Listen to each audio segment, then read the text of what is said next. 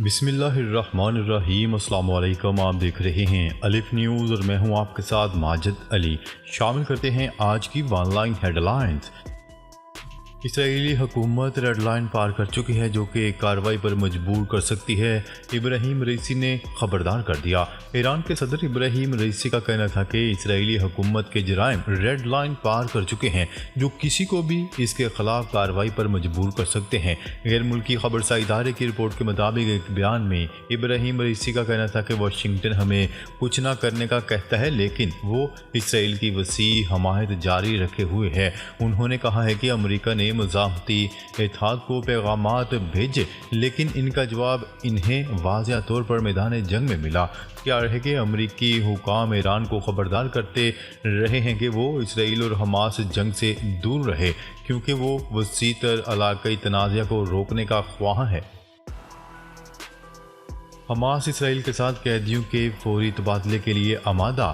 غزہ میں فلسطینی مزاحمتی تنظیم حماس کے عسکری ونگ القسام بریگیڈ کے سربراہ نے کہا ہے کہ اسرائیل کے ساتھ فوری قیدیوں کے تبادلے کے لیے تیار ہیں۔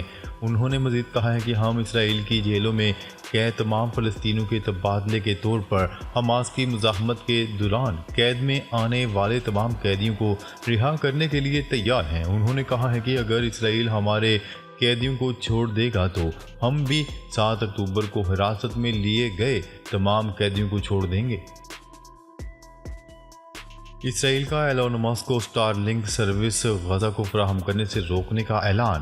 اسرائیل نے اعلان کیا ہے کہ اس کی جانب سے اسپیس ایکس کے سیٹلائٹ پر مبنی کمیونیکیشن سسٹم سٹار لنک کی سپورٹ غزہ کو فراہم کرنے سے روکا جائے گا۔ اسرائیل کے وزیر مواصلات کا کہنا ہے کہ ہم ایلون ماسک کو سٹار لنک کے ذریعے انٹرنیٹ فراہم کرنے سے روکیں گے۔ اسرائیلی وزیر نے کہا کہ ایلون ماسک کے فیصلے پر عمل درآمد روکنے کے لیے اسرائیل ہر ذرائع استعمال کرے گا۔ اہل غزہ زندہ رہنے کے لیے سمندری پانی پینے پر مجبور۔ نیوز رپورٹ کے مطابق سمر ابو ایلیوف غزہ سے تعلق رکھنے والی فوٹو جرنلسٹ ہیں اور اسرائیل کی مسلسل بمباری کے درمیان محصور علاقے کی صورتحال کو دستاویزی شکل دے رہی ہیں۔ اتوار کے روز انہوں نے اپنے انسٹاگرام پر ایک ویڈیو شیئر کی جس میں بتایا گیا کہ غزہ کے سمندر کے قریب رہنے والے فلسطینی کس طرح اپنی روزمرہ کی پانی کی ضروریات کو پورا کرنے کے لیے کھارے پانی کا استعمال کر رہے ہیں۔ شدید تنقید کے بعد اسرائیلی وزیر اعظم نے متنازعہ ٹویٹ پر معافی مانگ لی۔ شدید تنقید کے بعد اسرائیلی وزیر اعظم نیتن یاہو نے اپنی متنازعہ ٹویٹ پر معافی مانگ لی۔ عرب میڈیا کی رپورٹ کے مطابق اسرائیلی وزیر اعظم نیتن یاہو نے اپنے بیان میں غلطی کا اعتراف کرتے ہوئے کہا کہ میں غلط تھا، جو باتیں میں نے کہیں وہ مجھے نہیں کرنی چاہیے تھیں۔ نیتن یاہو کا کہنا تھا کہ میں معذرت خواہ ہوں اور سیکیورٹی اداروں کے تمام سربراہان کی مکمل حمایت کرتا ہوں۔ اسرائیلی وزیر اعظم نے اپنی غلطی تسلیم کرتے ہوئے متنازعہ ٹویٹ بھی ڈیلیٹ کر دی۔ یاد رہے کہ نیتن یاہو نے اپنی ٹویٹ میں 7 اکتوبر کے حماس کے حملے کی ناکامی پر سیکیورٹی اور انٹیلیجنس سروسز کو مورد الزام ٹھہرایا تھا۔ اسرائیلی وزیر اعظم کا غزہ میں قتل عام کا دوسرا مرحلہ شروع کرنے کا اعلان۔ قابض صہیونی ریاست کے وزیر اعظم نیتن یاہو نے ہفتے کو تل ابیب میں پریس کانفرنس کرتے ہوئے کہا، حماس کے خلاف جنگ کا دوسرا مرحلہ گزشتہ جمعہ کی رات غزہ میں مزید زمینی افواج کے داخلے سے شروع ہو گیا ہے۔ اسرائیل کے جنگی مقاصد واضح ہیں جس میں یرغمالیوں کی رہائی اور حماس کو مکمل طور پر ختم کرنا بھی شامل ہے۔ طوفان الاقصی آپریشن میں اسرائیلی فوجیوں کی ہلاکتوں کی تعداد سامنے آ گئی۔ نیوز رپورٹ کے مطابق قدس کی غاصب اور جابر صہیونی فوج کے ترجمان نے آج اعتراف کیا ہے کہ 7 اکتوبر سے شروع ہونے والے طوفان الاقصی آپریشن میں اب تک 311 اسرائیلی فوجی ہلاک اور 32 قیدی بنا لیے گئے ہیں۔ مجموعی طور پر طوفان الاقصی آپریشن میں اب تک 1400 صہیونی ہلاک ہوئے ہیں اور 200 کو قیدی بنایا گیا ہے۔ واضح رہے کہ استقامتی محاذ کے مجاہدوں نے 7 اکتوبر کو مقبوضہ علاقے میں صہیونیوں کے خلاف طوفان الاقصی آپریشن میں اسرائیل کی اینٹ سے اینٹ بجھا دی۔ فلسطینیوں کی حمایت میں مظاہروں پر عائد کردہ پابندی کے باوجود جرمنی کی عوام سڑکوں پر نکل آئی۔ جرمنی میں فلسطینی عوام کی حمایت اور غاصب صہیونی حکومت کے جرائم کی مذمت میں مظاہرے ممنوع ہیں، لیکن اس کے باوجود فلسطین کے حامیوں نے جرمنی کے دارالحکومت برلن میں احتجاج کیا، جسے پولیس کی بربریت کا سامنا کرنا پڑا۔ فلسطین کے حامیوں نے جرمن کے دارالحکومت برلن میں مظلوم فلسطینی عوام کے ساتھ اظہار یکجہتی اور غزہ پر صہیونی حکومت کے جرائم اور وحشیانہ حملوں کی مذمت کی ہے اور فلسطین کے دفاع میں نعرے لگائے۔ امدادی سامان غزہ لے جانے کی اجازت دیں گے اسرائیل۔ کئی ہفتوں کی ناکہ بندی کے بعد اسرائیلی فوج کا کہنا ہے کہ وہ خوراک، پانی اور ادویات سے لدے ٹرکوں اور محصور غزہ کی پٹی میں داخل ہونے سے نہیں روکے گی۔ تاہم دوسری جانب شدید بمباری میں امدادی قافلوں کا غزہ میں داخلہ ممکن نہیں ہو رہا۔ عرب میڈیا کی رپورٹ کے مطابق اسرائیلی فوج نے اپنے بیان میں مزید تفصیلات فراہم نہیں کی، تاہم اسرائیلی اعلان چھٹے فلسطینی امدادی قافلے کی رفح لینڈ کراسنگ کے ذریعے داخل ہونے کے چند گھنٹے بعد سامنے آیا، جہاں سے اب تک 48 ٹرک گزر چکے ہیں۔ سعودی عرب متحدہ عرب امارات کی جانب سے غزہ میں اسرائیلی زمینی کارروائی کی مذمت۔ تفصیلات کے مطابق متحدہ عرب امارات کی سرکاری خبرساں ایجنسی وام نے ملک کے وزارت خارجہ کا حوالہ دیتے ہوئے بتایا ہے کہ متحدہ عرب امارات نے غزہ میں اسرائیل کی زمینی کارروائی کی مذمت کی ہے۔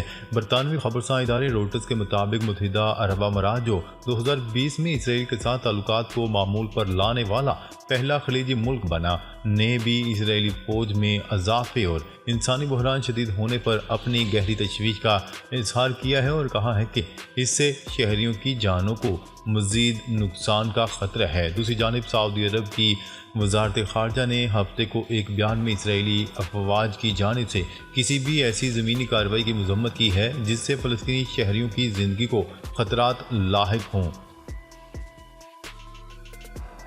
بنگلہ دیش میں وزیراعظم شیخ حسینہ کے خلاف پرتشدد مظاہرے۔ بنگلہ دیش میں وزیراعظم کے خلاف بڑے پیمانے پر احتجاجی مظاہروں میں جھڑپوں کے باعث ایک اہلکار ہلاک جبکہ متعدد مظاہرین زخمی ہو گئے۔ عالمی میڈیا کی رپورٹ کے مطابق بنگلہ دیش کے حزب اختلاف کی دو بڑی سیاسی جماعتوں کے 1 لاکھ سے زائد مظاہرین نے وزیراعظم شیخ حسینہ سے مستعفی ہونے کا مطالبہ کیا ہے تاکہ غیر جانبدار حکومت کے تحت آزادانہ اور منصفانہ ووٹنگ کی اجازت دی جائے۔ ہم نے غزہ میں زمین ہلا کر رکھ دی، اسرائیلی وزیر دفاع۔ اسرائیل کی جانب سے غزہ کی پٹی میں اپنی زمینی کارروائی کو وسعت دینے کے بعد رات کے وقت ٹینک اور پیدل فوج بھیجی گئی۔ اسرائیل نے غزہ پر ہوا، سمندر اور زمین کے راستے سے حملے کر دیے۔ اس حوالے سے اسرائیلی وزیر دفاع نے کہا کہ جنگ ایک نئے مرحلے میں داخل ہو گئی ہے۔ انہوں نے چیف آف اسٹاف اور سیکیورٹی اسٹیبلشمنٹ کے سینئر ارکان کے ساتھ ملاقات کے بعد اپنے ایک ویڈیو بیان میں کہا کہ غزہ کی پٹی میں گزشتہ رات فوج کی طرف سے شروع کی گئی کارروائیوں سے زمین ہل گئی ہے۔ سابق امریکی صدر ڈونلڈ ٹرمپ نے اسرائیل سے حماس کو صفحہ ہستی سے مٹانے کا مطالبہ کر دیا۔ سابق امریکی صدر اور ریپبلکنز کے ممکنہ صدارتی امیدوار ڈونلڈ ٹرمپ نے لاس ویگاس میں یہودی کمیونٹی سے خطاب میں کہا ہے کہ حماس کی تباہی ضروری ہے اور اس بحران کی ذمہ دار جو بائیڈن انتظامیہ ہے۔ سابق امریکی صدر ڈونلڈ ٹرمپ نے اسرائیل کی متزلزل حمایت کا اعلان کرتے ہوئے امریکہ میں فلسطینیوں کے حق میں مظاہرے کرنے والوں کو دھمکی بھی دے دی۔ دوسری جانب غزہ پر اسرائیل کی شدید ترین بمباری جاری ہے اور مواصلاتی نظام تباہ ہو چکا ہے، جس سے غزہ کا دنیا سے رابطہ کٹ گیا۔ گیس پائپ لائن منصوبہ، روس کا پاکستان کے ساتھ بات کرنے سے انکار۔ میڈیا رپورٹس کے مطابق 10 اکتوبر کو روس جانے والے پاکستانی وفد کے ایجنڈے میں طویل المیعاد تیل معاہدے کے علاوہ گیس پائپ لائن کا معاہدہ بھی ایجنڈے میں شامل تھا۔ جب پاکستانی وفد نے گیس پائپ لائن کا ذکر کیا تو روسی حکام نے اس معاملے پر بات کرنے سے ہی انکار کر دیا۔ ذرائع کا کہنا ہے کہ روسی حکام نے پاکستانی وفد کو بتایا کہ گیس پائپ لائن کے معاملے پر پاکستان پہلے اپنے گھر کو ٹھیک کرے۔ پاکستان اب تک اس منصوبے کے سٹرکچر میں 6 تبدیلیاں کر چکا ہے۔ صدر رجب طیب ایردوان نے اسرائیل کو غاصب قرار دے دیا۔ غیر ملکی خبرساں ادارے کی رپورٹ کے مطابق ترکی کے صدر رجب طیب اردوان کا کہنا ہے کہ حماس دہشت گرد تنظیم نہیں بلکہ اسرائیلی وزیر اعظم نیتن یاہو دہشت گرد ہیں۔ انہوں نے کہا ہے کہ اسرائیل کو جنگی جرائم کا مجرم قرار دلوائیں گے اور ہم اس کی تیاری کر رہے ہیں۔ اسرائیلی فلسطین میں کیسے آئے ترکیہ کے لوگ جانتے ہیں۔ رجب طیب اردوان کا مزید کہنا تھا کہ اسرائیل غاصب ہے اور غزہ میں نسل کشی کا ذمہ دار مغرب بھی ہے۔ کیا مغربی ممالک پھر سے صلیبی جنگیں چاہتے ہیں؟ اسرائیل کو جنگ مہنگی پڑ گئی۔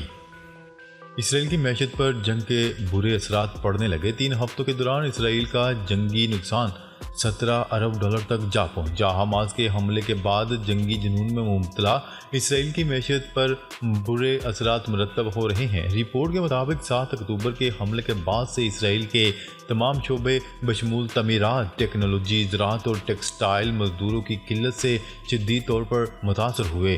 اسرائیل میں زیر تعمیر پروجیکٹس میں سے تقریباً 80% منجمد ہو چکے ہیں۔ عالمی شہرت یافتہ ہالی ووڈ اداکارہ اور انسانی حقوق کی سرگرم کارکن اینجلینا جولی نے بھی غزہ میں فوری جنگ بندی کا مطالبہ کر دیا۔ اینجلینا جولی نے کہا ہے کہ اسرائیل میں جو کچھ ہو رہا ہے وہ غزہ کی شہری آبادی پر بمباری کا جواز نہیں۔ چند ٹرک غزہ امدادی ضروریات پوری نہیں کر سکتے۔ اداکارہ نے غزہ میں ایندھن اور پانی کی فراہمی روکنے کو اجتماعی سزا بھی قرار دے دیا۔